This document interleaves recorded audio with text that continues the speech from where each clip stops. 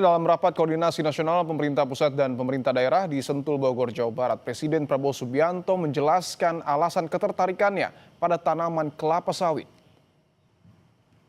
Prabowo menegaskan bahwa kelapa sawit bukan sekedar komoditas biasa, melainkan aset strategis nasional yang menjadi kebutuhan vital dunia. Prabowo bahkan menjuluki sawit sebagai miracle crop atau tanaman ajaib. Selain menjadi bahan baku minyak goreng, turunan sawit bisa menjadi alternatif sumber energi terbarukan seperti biodiesel untuk mengurangi impor.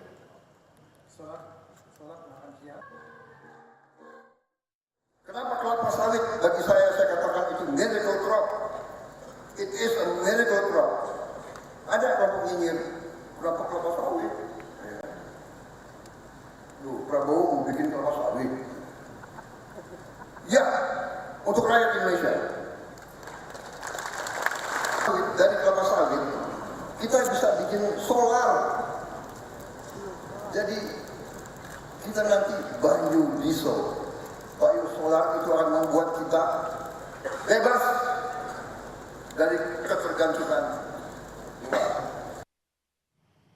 Sementara itu merespon pernyataan Presiden Prabowo soal kelapa sawit, Greenpeace Indonesia tidak mempermasalahkan kelapa sawit sebagai tanaman. Namun mekanisme penanaman secara monokultur di lahan yang begitu besar yang memicu alih fungsi lahan untuk perkebunan sawit.